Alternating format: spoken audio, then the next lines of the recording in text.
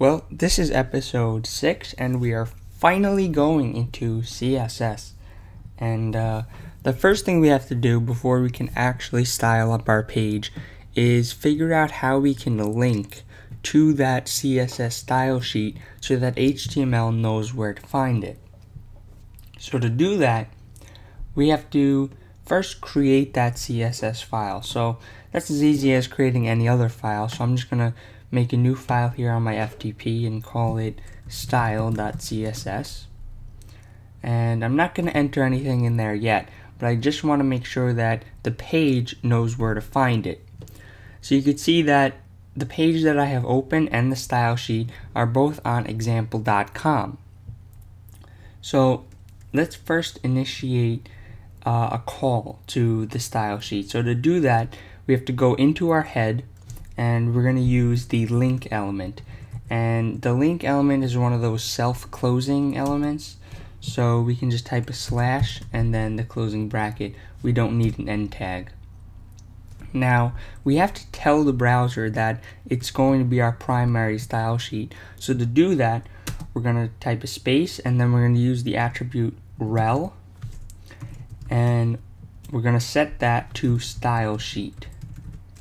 Then we're going to do another space and we're going to use another attribute, and that is type. And we're going to set the type of this document to text/CSS. So the browser knows how to interpret and read the data from that file.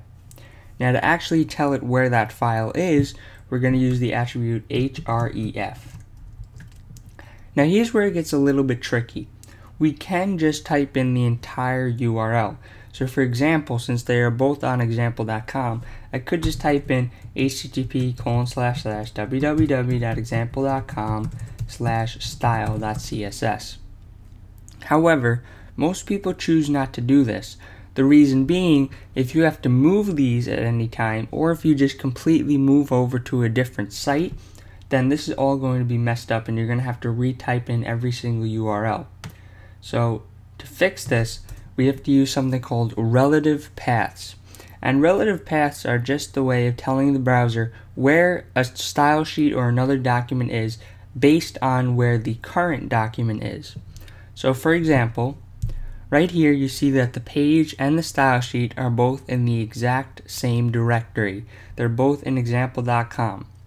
So all we have to type in is style.css. However, let's say that style.css is in another folder. So I'm going to create another folder and I'll name it CSS. And I'll stick style.css in there. So now, how do we access that? Because style.css is no longer in the same directory. It's now in the directory CSS. Well, all we have to do is type in css/style.css. It just say style.css was in an even deeper directory. So I'll make another folder here, stick style in there. Now you can see that style.css is now not even close to page.html. It's in CSS and it's in main. So we can just type in css/main/style.css because that's where it is relative to page.html.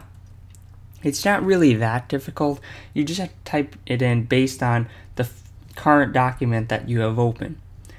Now let's say, what if page.html is in a folder? So I'm going to get rid of these two folders here. And I'll create another style. And then I'll stick our HTML file in this folder here.